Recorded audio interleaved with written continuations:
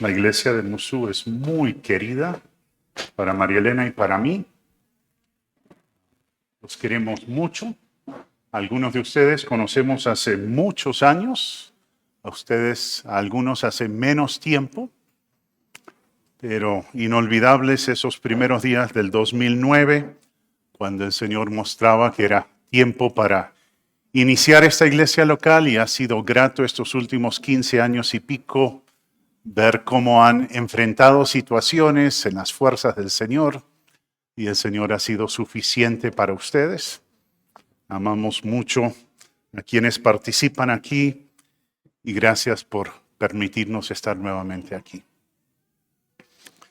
Antes de entrar al texto, quiero mostrar una fotico. Entonces, los que mejor me conocen, los que son mi ministerio principal, están en esa fotografía. Algunos de ustedes conocieron a mis hijos de niños. Mi hija mayor, que está ahí en la primera fila, casada con Joel, que está ahí al lado mío. Ellos tienen 3 hijos y después está la que está al lado de María Elena, Cristina, y al lado de ella Anita, y al lado de Anita Andrés. Entonces damos gracias a Dios por ellos. Seguimos muy involucrados en sus vidas. No tomamos por sentado que ningún aspecto de sus vidas. Oramos por ellos. Y les animamos a confiar de la gracia de Dios, así como nosotros también la necesitamos. Vengo acompañado hoy de mi esposa. Tenemos nido vacío hace un par de años, entonces somos nosotros nomás en la casa. Ayer cumplimos 33 años de matrimonio. Entonces,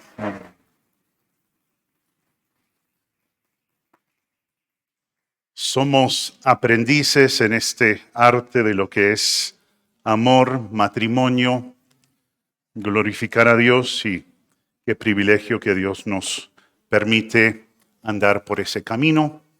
Yo tengo el privilegio de ser uno de los ancianos de la Iglesia Aposento Alto Noroccidente, y es un privilegio servir allí también. Entonces, bueno, eso, un poco de introducción, y gracias por permitir eso. Vamos a orar. Padre, gracias por tu palabra. Es lo que más necesitamos. Duber nos decía hace un rato que cantamos lo que creemos.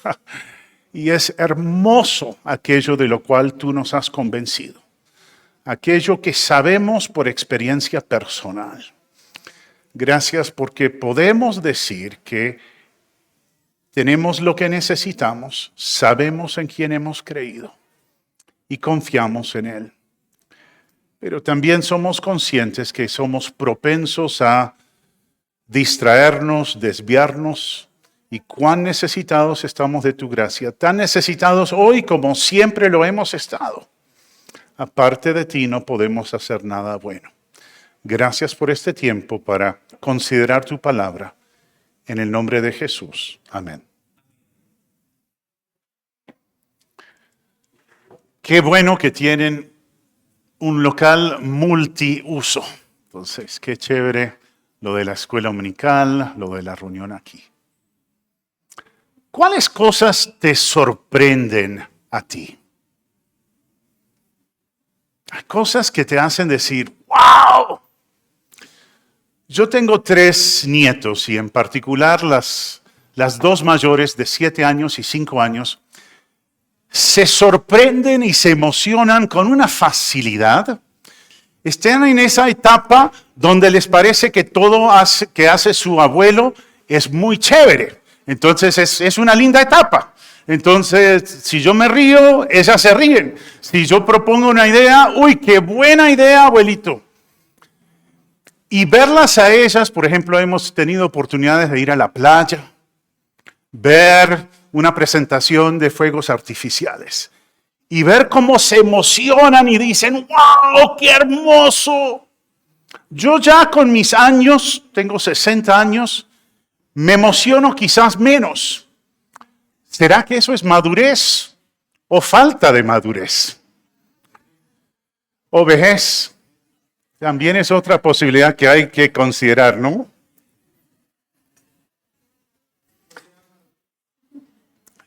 ¿Qué le pasa a tu mandíbula cuando te sorprendes? ¿Se abre? Estuve en un acuario hace unos meses y veía unos peces que viven boquiabiertos. Eso me sorprendió. Los que comen mucho viven boquiabiertos, ¿no? Pero hay ciertas clases de peces que se dicen los que viven con la boca abierta. Es fácil caer en la rutina. Es fácil hacer las cosas por hacerlas. Es fácil volverse indiferente. Vemos imágenes de gente sufriendo en diferentes partes y decimos, ¡ay, sí, se murieron 5 por allá! Es fácil estar en el tiempo de la cena y decir, sí, otra vez esto es lo mismo. Es fácil volvernos predecibles y muchas veces con el pasar de los años nos volvemos más insensibles, más duros. Y uno de mis propósitos en esta etapa madura de la vida es resistir la tendencia natural a vivir como cómodamente, como dependiendo de lo que aprendí hace años.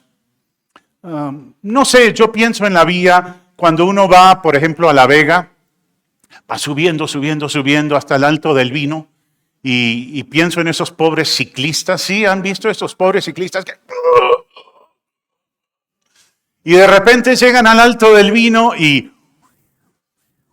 que también tiene sus peligros, ¿no? Pero yo hace 30 años me imaginaba que iba a llegar a los 60 y eso iba a ser como estar en el Alto del Vino. Y de ahí para abajo, no pedaleé. No es así. Y qué falta de comprensión de vida cristiana pensar así. Dios nunca quiso que la vida fuese fácil. Dios siempre ha querido que dependamos de Él. Los logros del pasado no son suficientes para mantenernos en el futuro. De ser así, viviríamos de forma independiente y Dios lo que no quiere es independencia de los suyos.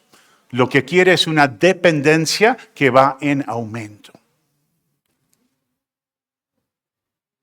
Entonces, cuando te encuentras siendo indiferente, cuando te encuentras leyendo la Biblia y 30 segundos después dices, ¿qué fue lo que leí? O una hora después decir, ¿qué me impactó de la Biblia hoy? Y decir, la verdad no me acuerdo. O el jueves pensar en la predicación del domingo pasado y decir, hoy era un tipo alto y creo que era el Nuevo Testamento, pero no me acuerdo. No por el tipo alto, sino por la Biblia.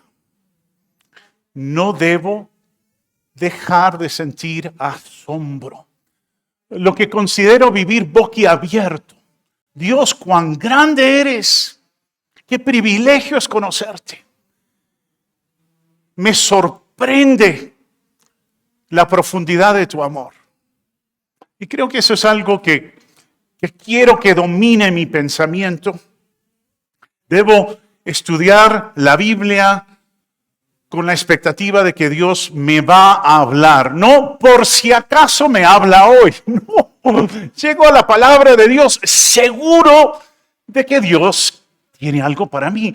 Llegar el domingo por la mañana a la expectativa de lo que Dios me va a decir. No es... Le reto a que me diga algo que yo nunca he escuchado antes. No, sino deseosos, porque la palabra de Dios es suficiente, es necesaria. No porque me toca, no a las carreras. Entonces, lo de boquiabierto, entonces, ¿lo vimos ya? Vivir así. Muy bien. Nuestro texto hoy es Juan capítulo 4. Les invito a abrir sus Biblias allí. Y he puesto un subtítulo que realmente se aplica no solo al capítulo 4 de Juan, sino al Evangelio de Juan, al Nuevo Testamento, a la Biblia entera. Y es Jesús sorprende y también satisface. Juan 4. Jesús se enteró de que los fariseos sabían que él estaba haciendo y bautizando más discípulos que Juan, aunque en realidad no era Jesús quien bautizaba, sino sus discípulos. Por eso se fue de Judea y volvió otra vez a Galilea. Como tenía que pasar por Samaria, llegó a un pueblo samaritano llamado Sicar, cerca del terreno que Jacob le había dado a su hijo José. Allí estaba el pozo de Jacob. Jesús, fatigado del camino, se sentó junto al pozo. Era cerca del mediodía. Sus discípulos habían ido al pueblo a comprar comida. En eso llegó a sacar agua una mujer de Samaria y Jesús le dijo, dame un poco de agua. Pero como los judíos no usan nada en común con los samaritanos, la mujer le respondió, ¿cómo se te ocurre pedirme agua si tú eres judío y yo soy samaritana? Si supieras lo que Dios puede dar y conocieras al que te está pidiendo agua, contestó Jesús, tú le habrías pedido a él y él te habría dado agua que da vida. Señor, ni siquiera tienes con qué sacar agua y el pozo es muy hondo. ¿De dónde pues vas a sacar esa agua que da vida? ¿Acaso eres tú superior a nuestro padre Jacob, que nos dejó este pozo del cual bebieron él, sus hijos y su ganado? Todo el que beba de esta agua volverá a tener sed, respondió Jesús. Pero el que beba del agua que yo le daré, no volverá a tener sed jamás, sino que dentro de él esa agua se convertirá en un manantial del que brotará vida eterna. Señor, dame de esa agua para que no vuelva a tener sed, ni venga, ni siga viniendo aquí a sacarla. Ve a llamar a tu esposo y vuelve acá, le dijo Jesús. No tengo esposo, respondió la mujer. Bien has dicho que no tienes esposo. Es cierto que has tenido 5 y el que ahora tienes no es tu esposo. En esto has dicho la verdad. Señor, me doy cuenta de que tú eres profeta. Nuestros antepasados adoraron en este monte, pero ustedes los judíos dicen que el lugar donde debemos adorar está en Jerusalén. Créeme, mujer, que se acerca la hora en que ni en este monte ni en Jerusalén adorarán ustedes al Padre. Ahora ustedes adoran lo que no conocen. Nosotros adoramos lo que conocemos porque la salvación proviene de los judíos. Pero se acerca la hora y ha llegado ya en que los verdaderos adoradores rendirán culto al Padre en espíritu y en verdad, porque así quiere el Padre que sean los que le adoren. Dios es espíritu y quienes lo adoran deben hacerlo en espíritu y en verdad. Sé que viene el Mesías, al que llaman el Cristo, respondió la mujer. Cuando Él venga nos explicará todas las cosas. Ese soy yo, el que habla contigo, le dijo Jesús. Pasaje interesantísimo. Jesús sorprende y también satisface. Juan 4 describe la conversión a Cristo de una mujer samaritana. También describe la primera autorrevelación de Jesús como el Mesías. Yo soy el que habla contigo, dijo en el versículo 26. Sorprende, en verdad, que Él decidió identificarse como el Salvador prometido. No solo a una persona no judía, sino a una gentil que vivía en pecado. Jesús sorprende. El encuentro parece haber sido cuidadosamente orquestado, planeado para resaltar el hecho de que Dios ama a todos, de que Él no rechaza a nadie. En mi lectura de la Biblia, en estos últimos días, he vuelto a estudiar el Evangelio de Juan. Y pensemos en los primeros capítulos de Juan. Se le presenta a Jesús como el Verbo, la palabra eterna, el que siempre ha existido, el que ha estado con Dios y es Dios, el que es la vida, el que es la luz, aquel de quien se dio testimonio, aquel en quien se debe creer para tener vida eterna, aquel que se debe recibir, el que es la fuente de la gracia, el que es la verdad, el Cordero de Dios que quita el pecado del mundo, el Hijo de Dios, el Maestro, el Mesías, el Cristo, el Rey de Israel, el Hijo del Hombre. Y todo eso en el capítulo 1. En el capítulo 2 se nos cuenta cómo Él convirtió el agua en vino en Caná, cómo purificó el templo en Jerusalén. Sorprende, no es lo que esperarías. Y en capítulo 3 de Juan hay una entrevista con Nicodemo y es interesante notar los contrastes entre los encuentros con Nicodemo del capítulo 3 y el encuentro con la mujer de Samaria del capítulo 4. En cuanto a su nacionalidad, Nicodemo, un hombre judío y religioso, y acerca de la mujer, una gentil y una gentil inmoral.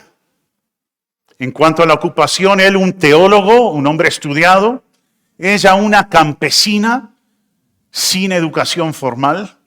En cuanto al conocimiento del Mesías, él creía que Jesús era un maestro enviado por Dios.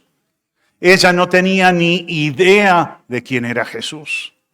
En cuanto a su situación económica, él pudiente, ella pobre.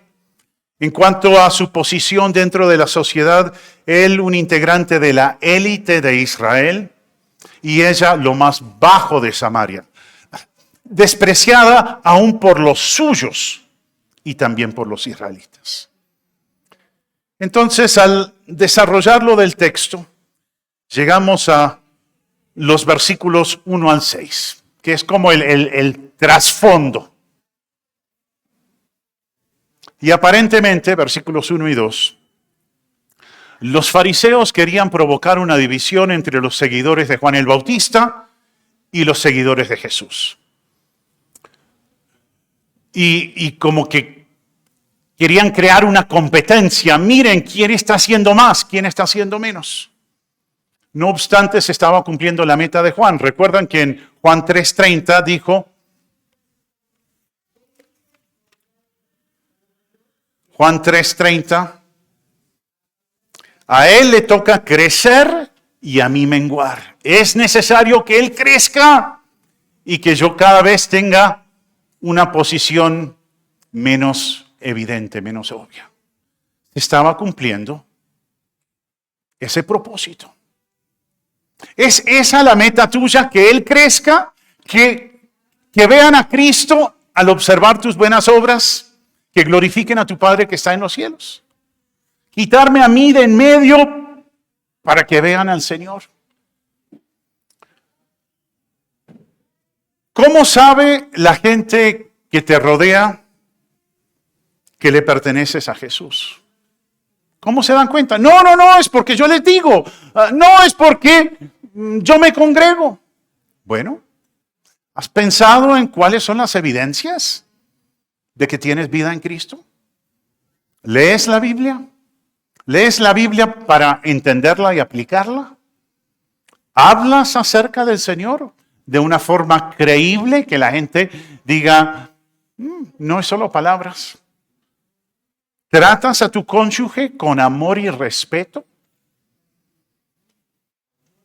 ¿Cómo sabe la gente? ¿Y qué haces para dejar en claro que le perteneces a Jesús? Versículo 3. Al parecer, Jesús desbarató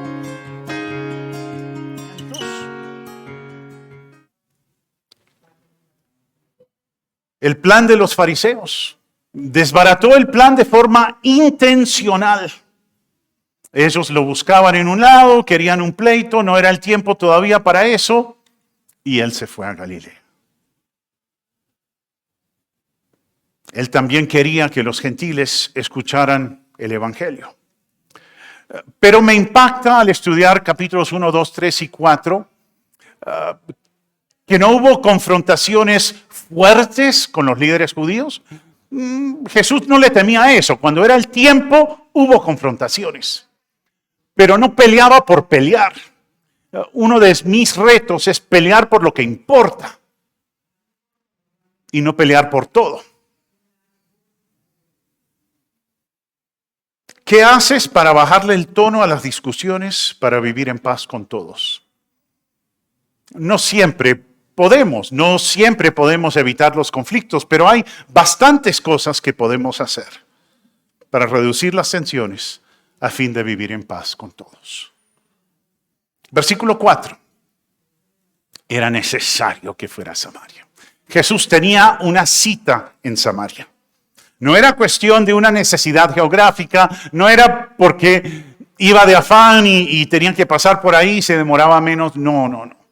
Más allá de una cuestión geográfica, era una situación espiritual. Sus pasos fueron ordenados por el Señor.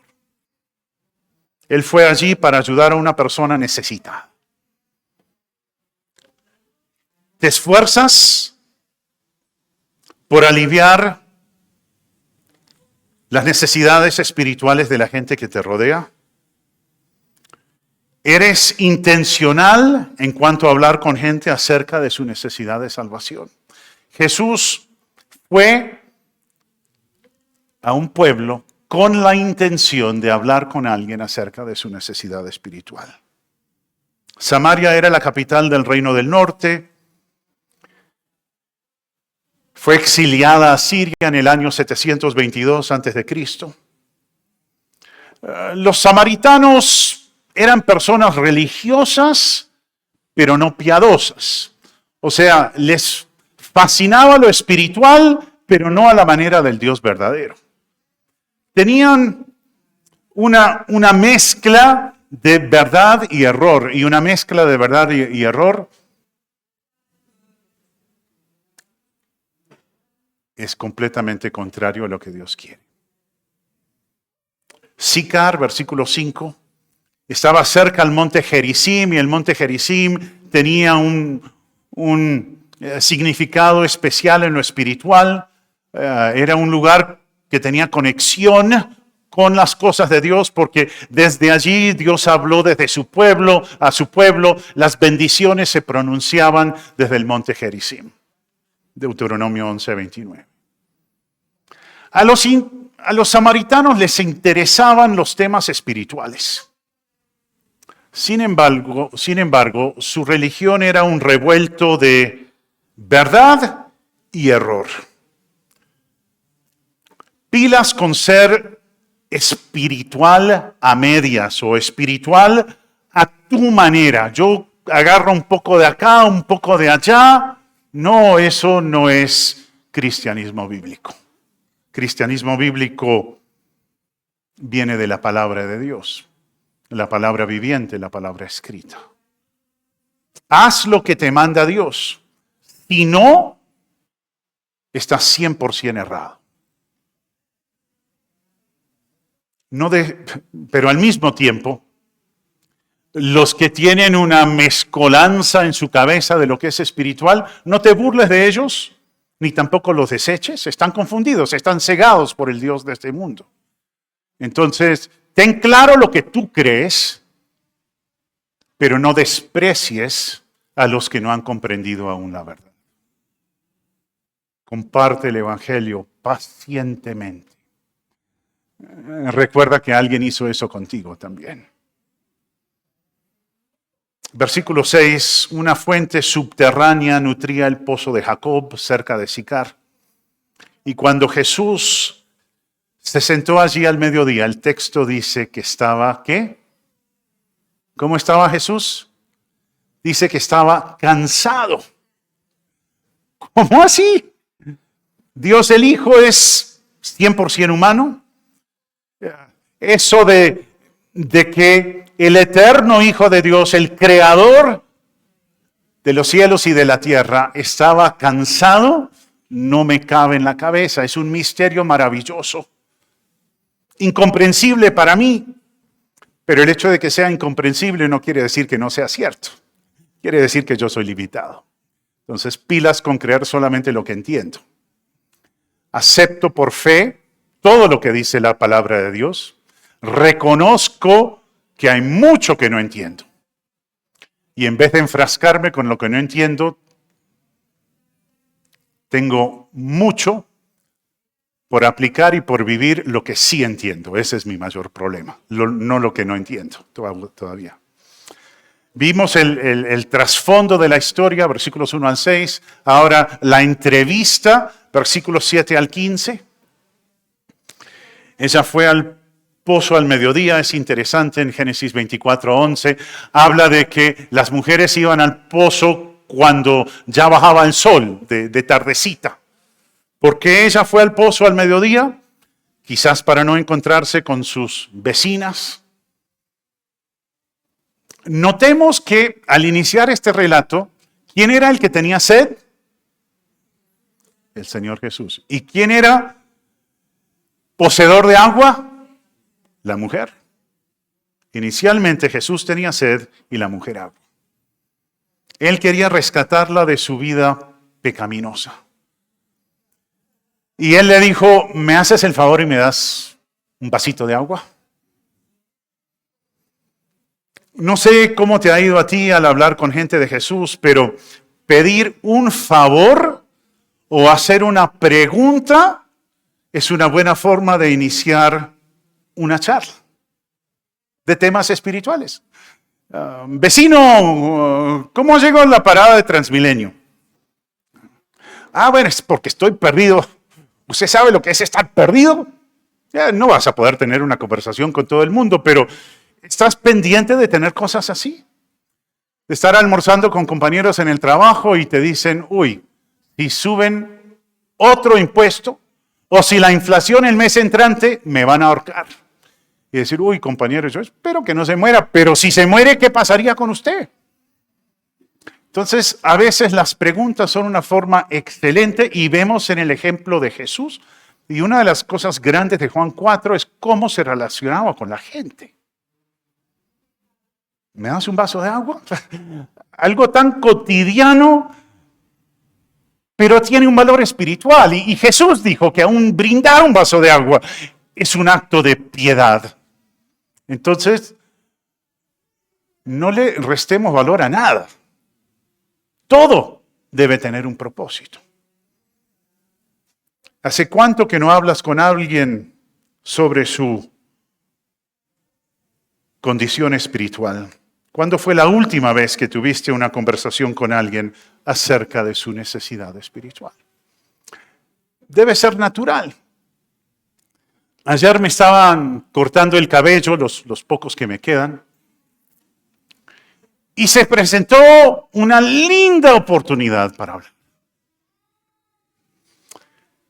Pero el que me viene cortando el cabello, yo ya le digo que le debo pagar la mitad de hace 12 años porque tengo la mitad del cabello, pero él todavía no me ha rebajado el precio. Pero ¿hace cuántos años que lo conozco? E ir cada 44 días, yo soy contador y soy bastante cuadriculado, voy cada 44 días a cortarme el cabello. Pero ¿cuántas veces he desaprovechado oportunidades para hablar con John Helber? Aprovecharlas. Y salir de casa y decir, Dios, ayúdame a aprovecharlo. Ayúdame a estar pendiente de momentos en las conversaciones donde puedo, sin ser así como que artificial, pero de una forma intencional, decir, mira, ¿sabes? Nos conocemos hace muchos años. ¿Y me permites hablarte en serio de algo? Ser intencionales en cuanto a hablar con gente acerca de su condición espiritual. Versículo 8.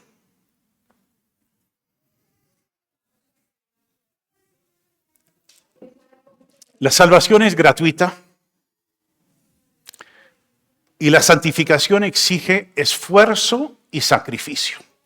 Y esas verdades que tienen un equilibrio, una tensión dinámica, lo tenemos que entender. La salvación gratuita, la santificación exige esfuerzo. Todo depende de la gracia de Dios. No es que lo uno es por gracia de Dios y lo otro es por esfuerzo humano. Pero me esfuerzo en la gracia divina a fin de crecer. Si no entiendo eso, me voy a quedar bebé toda mi vida. Pasajes como Lucas 14, 25 al 27 o versículo 33, el que no toma su cruz no puede ser mi discípulo. Entonces Jesús ofreciendo agua de vida gratuita, pero también, en este contexto también, hablando de que seguir a Cristo tiene un costo. Tengo un buen amigo. Estamos queriendo empezar una iglesia en Bosa y llevamos un tiempo trabajando con un grupo de estudio bíblico allí. Y tengo un buen amigo que conozco hace muchos años que vive por allá. Y lleva años diciéndome, Miguel, ustedes los cristianos dicen que la salvación es gratuita. Bueno, gracias, yo le creo eso. Pero después empiezan a meter cosas como ofrenda y como que asistir y como que hablar con gente de Cristo. Eso no es tan gratis como ustedes dicen. Y le digo, Luis Carlos, tienes razón. Y tienes que entender la realidad de que no me cuesta nada recibir la salvación, pero Dios exige todo, Cristo exige todo de sus seguidores. Y tenemos que explicar eso con cuidado porque donde variemos un poquito de la verdad, estamos completamente equivocados.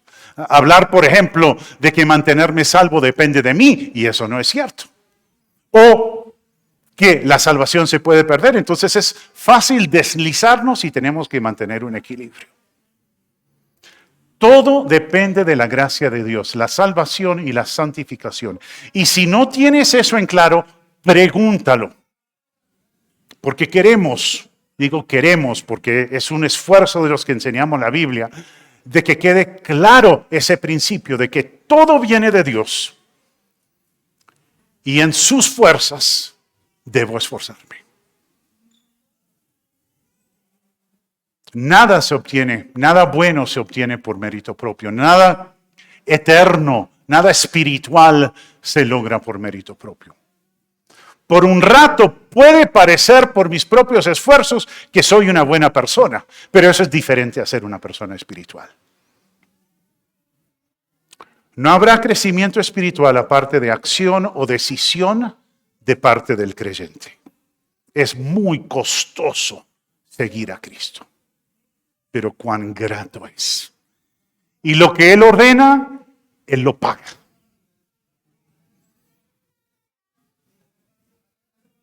Él nunca dice, a mí no me alcanza, ¿cuánto aportas tú? No, Él lo aporta todo.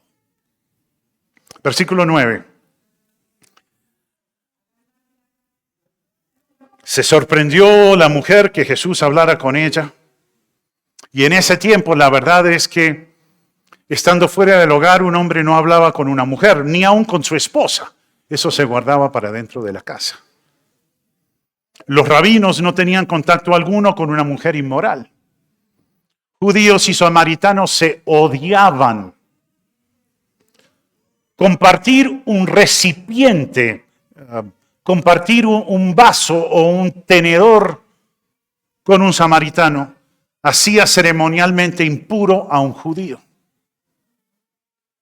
No obstante, Jesús sabía que Dios no rechaza a quien desea conocerle. Al que a mí viene no le echo fuera, dijo Jesús. Versículo 10. Si supieras el don de Dios, si supieras lo que Dios quiere darte.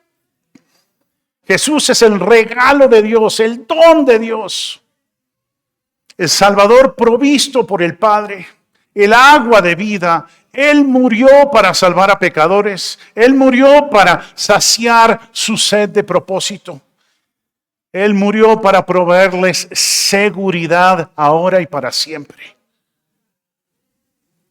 El Dios hombre, el Señor Jesús, ofrece perdón de pecados, vida abundante y vida eterna. Y tanto la capacidad de glorificar a Dios como el deseo de glorificarle. Él provee los buenos deseos y la capacidad para realizar esos buenos deseos. Por eso el profeta Isaías decía en Isaías 51:1, los que tienen sed, vengan a la fuente. Y Dios les dará de forma gratuita, no tienen que pagar nada. Por eso al final de la Biblia, Apocalipsis 22:17, el que tiene sed, venga y beba abundantemente de la fuente de vida eterna. Versículos 11 y 12. Ella todavía no comprendía su pecaminosidad, no comprendía quién era Jesús. Estaba confundida, solo le interesaba su necesidad física, como esos discípulos de al final de Juan 6 que decían, ¿y cuándo nos va a dar de comer otra vez? Entonces estaba pensando netamente en un plano físico. Versículo 13. Jesús le dijo que el que bebe del agua que yo le doy no volverá a tener sed jamás. El dinero y la inmoralidad, lo que la mayoría de la gente anhela, eso no satisface por mucho tiempo. Y en verdad, esas cosas, el dinero y la inmoralidad, el amor al dinero y la inmoralidad, quitan más de lo que te brindan. Entonces, cuando consideras que Jesús dice que el que beba de esta agua, la del pozo, volverá a tener sed. Pero hay un agua que satisface y brota para vida eterna. ¿A dónde corres tú en tiempos de necesidad? ¿Qué te satisface? ¿Dónde buscas ayuda, protección, seguridad? ¿En qué te refugias cuando te acosan la preocupación? Cuando te acosan los problemas. ¿Dónde te escondes cuando tu pasado te persigue incansablemente?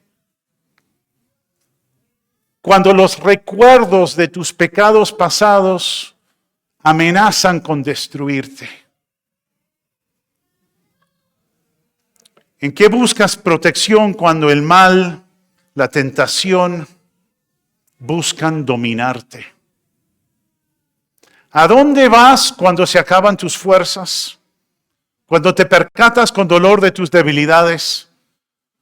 Cuando sientes que no puedes dar ni un paso más. ¿A dónde vas? ¿Acudes al protector? ¿Al que te espera con brazos abiertos y que anhela que te refugies en él? Escuchen estas palabras del salmista de David. Salmo 62:7. Y recomiendo que lo anoten.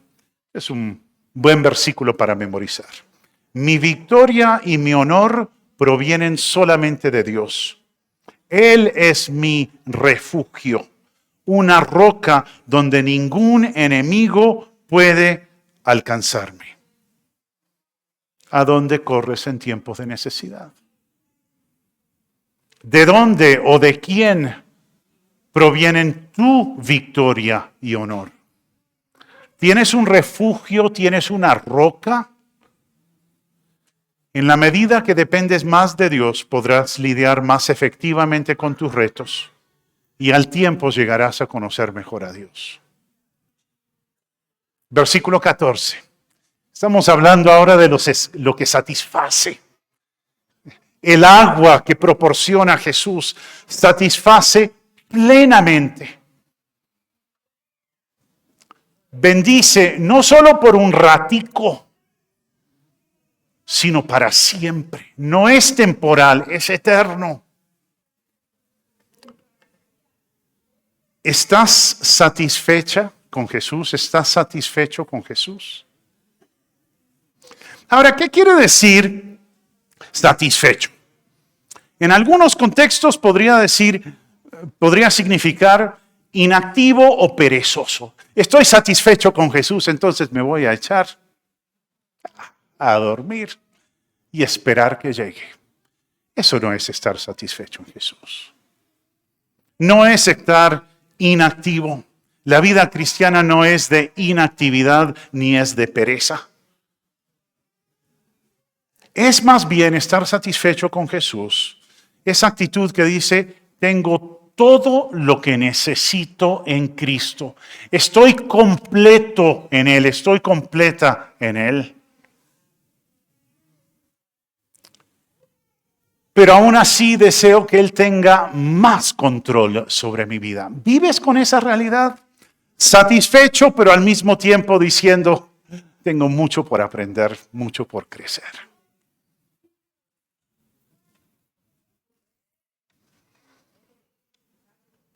Jesús quería que ella sintiera sed de vida espiritual. Y miren cómo Jesús va hablando con ella. Le hace una pregunta, le habla acerca de algo cotidiano, pero con una implicación eterna. Y busca despertar en ella sed.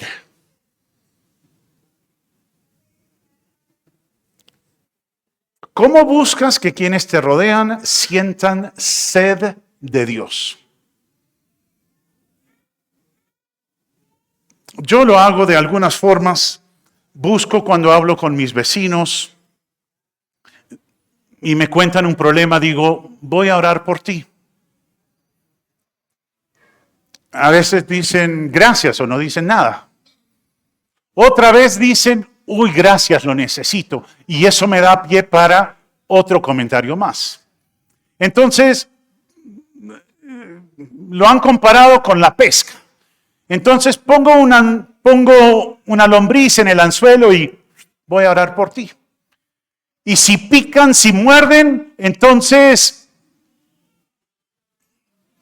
y si no, bueno, otra lombriz y a otro lado. Busca desarrollar sed en la gente que te rodea.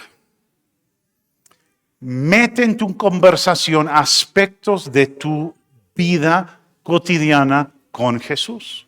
Algunos lo encontrarán atractivo, otros les parecerá lo más terrible. ¿Listo?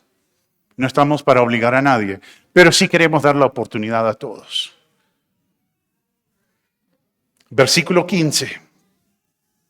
Ahora, ¿quién tenía sed? Versículo 15.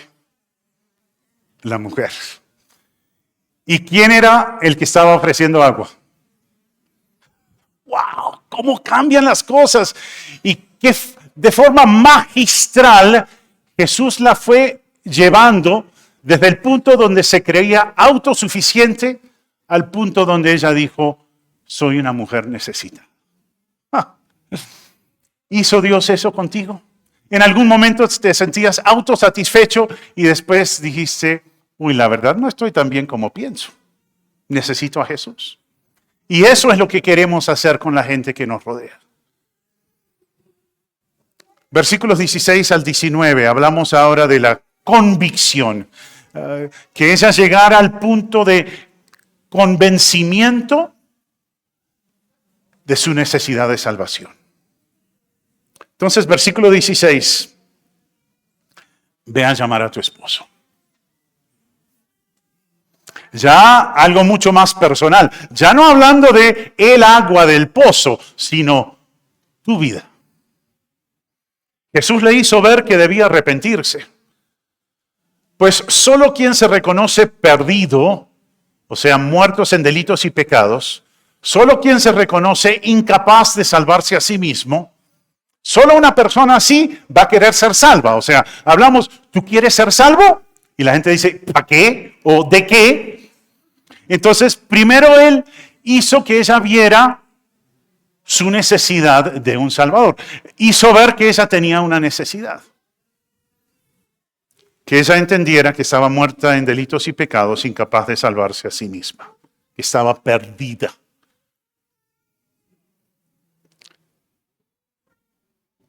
Todos deben aceptar a Jesús como el Salvador que necesitan.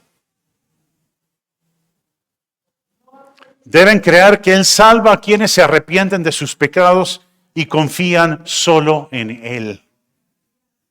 ¿Eres salva de verdad? ¿Eres salvo de verdad?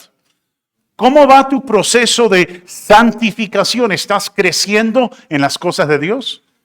¿Estás en el mismo nivel que estabas hace un año? ¿O puedes decir, por la gracia de Dios, peleo menos, me callo más?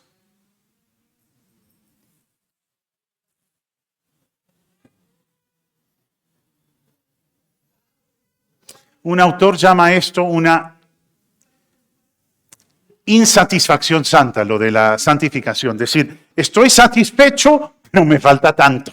Entonces, estoy satisfecho en un sentido, pero en otro sentido no estoy cómodo ni echándome a la locha. Estoy insatisfecho porque quiero más, necesito crecer más. Quiero conocerle mejor. ¿Deseas conocer mejor a Jesús? Versículos 17 y 18. El compañero de la mujer no era su esposo. Ellos no estaban casados. Tenían una situación irregular. Por ende, ella era una mujer inmoral, como también lo era su compañero. Ambos estaban en pecado. Jesús deseaba que ella reconociera que era una pecadora y que ella recibiera el agua de vida, la vida eterna, que solo Él puede brindar. Versículo 19. La mujer dijo, wow, este hombre es profeta. Ella no negó su pecado, no dijo, no, eso no es cierto.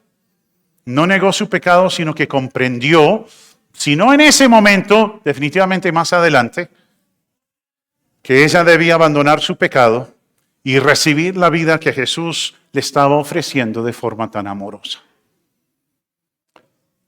Otra sección, versículos 20 al 26. Cayendo en cuenta de quién es el único que puede salvar. Versículo 20. Los samaritanos tenían al monte Gerizim como su lugar de adoración. Allí era que se sentían más espirituales, más cerca a Dios. Junto al monte Ebal, al lado del monte Ebal, el monte Gerizim. Y los judíos pensaban que estaban más cerca a Dios en Jerusalén. Y Jesús dijo, versículo 21, que iba a llegar la hora. La hora donde no es cuestión de ubicación geográfica. La hora era el tiempo posterior a la muerte y resurrección de Jesús. A los pocos años Jerusalén fue destruida. Pero más importante aún que la destrucción de una ciudad, después de la muerte del Señor Jesús y su resurrección, bajo el nuevo pacto introducido por su sangre, las ceremonias y los rituales de la ley, que apenas eran sombras de lo verdadero, fueron reemplazados. Las ceremonias, los rituales fueron reemplazados por el Señor Jesús, el Cordero definitivo, el que quita el pecado del mundo. El único sacrificio suficiente para obtener paz con Dios. Y versículo 22, Jesús afirmó que la adoración de los samaritanos era deficiente. No tiene que ver con Gerizim. No es como ustedes lo entienden. Y afirmó también que por la voluntad, la soberanía de Dios, la salvación tenía raíces judías. La salvación tiene matices judíos. Dios usó a personas judías para escribir su palabra y el Mesías era un hombre judío. Como dice Pablo en Romanos 9, 3 al 5, del linaje de los judíos viene el Mesías. Versículo 23, Jesús hablaba de adorar a Dios, rendir culto al Padre en espíritu y en verdad. Y en espíritu no quiere decir con entusiasmo. En espíritu quiere decir con conocimiento personal de Dios. Él es el espíritu. Entonces, en espíritu quiere decir conforme a su palabra, de una forma que le agrada a Él. Así cuando tomamos la cena decimos, discernimos el cuerpo y la sangre de Cristo, entendemos lo que estamos haciendo. Duber hablaba de que cantamos lo que creemos. ¿Crees lo que cantas? ¿Pones cuidado a la letra? Se ha escogido a propósito, con cuidado, para llevarnos a conocer y adorar a Dios. En verdad, entonces, en espíritu es con conocimiento de Dios. En verdad es lo que es acorde con la Biblia. En espíritu también habla de que es algo de adentro, eso es lo más importante. No hagas las cosas simplemente por hacerlas. Bueno, se supone que uno debe hacer esto cuando llega. No, piensa en lo que haces y por qué lo haces. Un creyente debe adorar a Dios en todo tiempo, no solamente el domingo por la mañana. En todas partes. Hay ciertas ideas de que cuando voy a tierra caliente, porque es tierra caliente, me visto de una forma diferente, escucho música diferente, tomo cosas diferentes. Bueno, hasta cierto punto. Pero asegúrate de que eres la misma persona y no que te transformes cuando estás con tus familiares eres uno y cuando estás acá eres otro. Pudor y modestia es en todas partes. Si comes o bebes o haces cualquier cosa para la gloria de Dios, es en todas partes. Clima frío, clima caliente. En una boda o en un funeral, en el local de la iglesia o en el almacén de la esquina. ¿Adoras a Dios en espíritu y en verdad? Los samaritanos estaban fuera de base porque pensaban que la adoración tenía que ver con un lugar y no entendían esto de espíritu y verdad, que es una relación. Y los judíos también estaban errados. No era que los samaritanos estaban equivocados y los judíos tenían razón. Los judíos también estaban errados porque colocaban sus tradiciones al mismo nivel que la palabra de Dios. No le daban la autoridad que debe tener la Biblia. ¿Adoras a Dios en espíritu y en verdad? ¿Estás creciendo?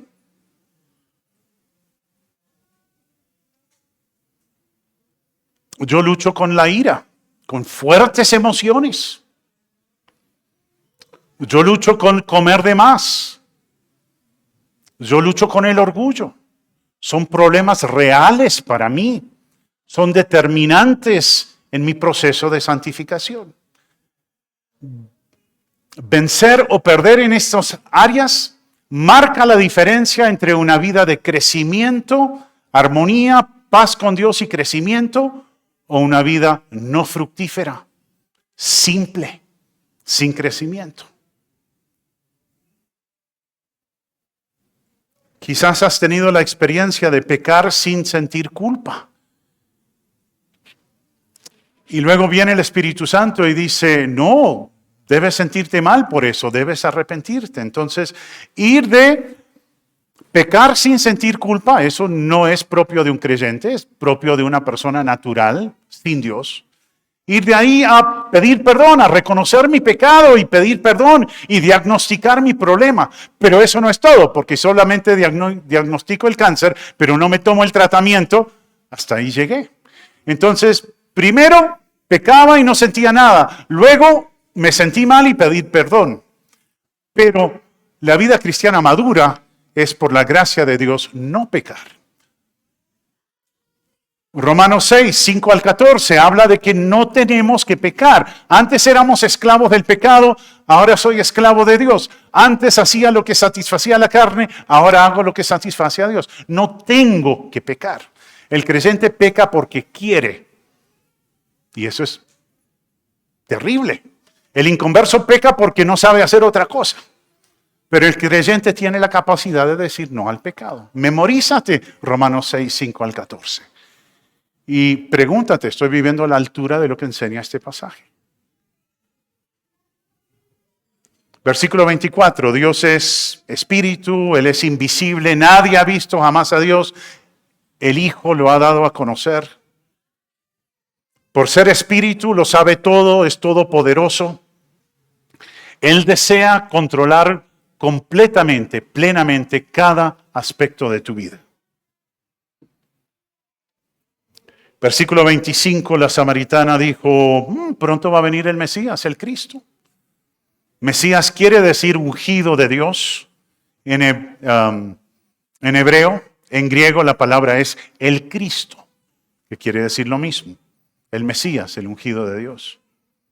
Versículo 26, ese soy yo el que habla contigo. Jesús dijo, yo soy muchas veces. 7 veces seguido por una metáfora. Soy el pan de vida, soy la resurrección de la vida, soy la puerta. 7 veces con metáfora. Pero dijo, yo soy muchas veces más de esas 7 veces. Y aquí tenemos una. Soy yo.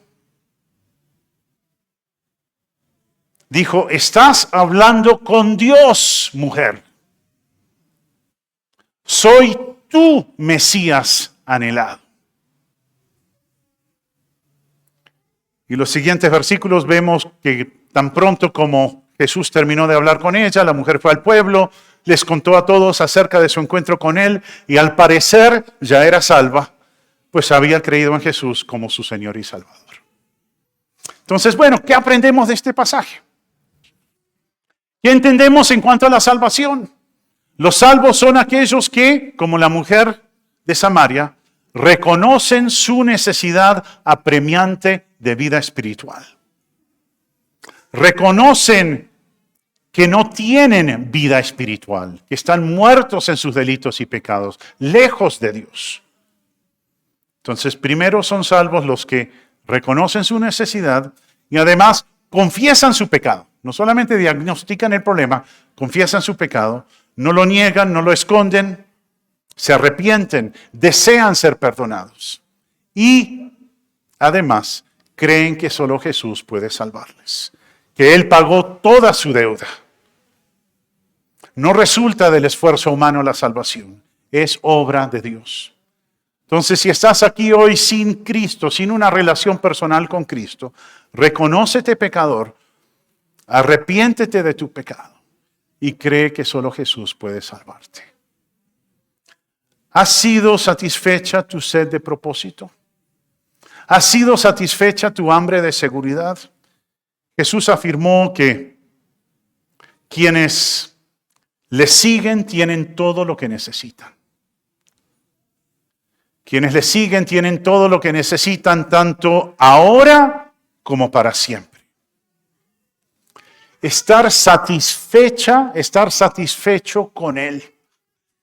Eso es vivir de verdad. ¿Es suficiente el Señor para ti? ¿Qué te llena? ¿Cuál es la fuente de tu seguridad? ¿De qué dependes? Juan 14:6. Jesús es el camino, la verdad y la vida. Nadie llega al Padre sino por Él. Hechos 4:12. No hay otro en el cual podamos ser salvos. Solo Jesús. ¿Crees que solo se llega al Padre a través del Hijo? ¿Hablas con quienes te rodean acerca de quién es Jesús? De lo que ha hecho Jesús. ¿Les dices que es urgente arreglar cuentas con Él? ¿Les dices que pronto deberán rendir cuentas ante Él? ¿Estás creciendo en la gracia? Proponte hoy y el resto de esta semana vivir boquiabierto, así. Cuidado con las moscas, ¿no? Pero vive boquiabierto porque Jesús sorprende y satisface. Solo Él puede salvar y satisfacer. Vive boquiabierto ante su gracia, su misericordia. Vive boquiabierto ante el hecho de que Él te habla por medio de su palabra. Vive boquiabierto ante el hecho de que el Espíritu Santo te convence de justicia y de juicio. ¡Wow! Vale la pena vivir boquiabierto. Vamos a orar. Padre, gracias por tu palabra. Ayúdanos a vivir asombrados constantemente. Tan asombrados que le tememos al pecado. Tan asombrados que te adoramos. Tan asombrados que buscamos que otros también crean en Jesús. Gracias por este tiempo en el nombre de Jesús. Amén.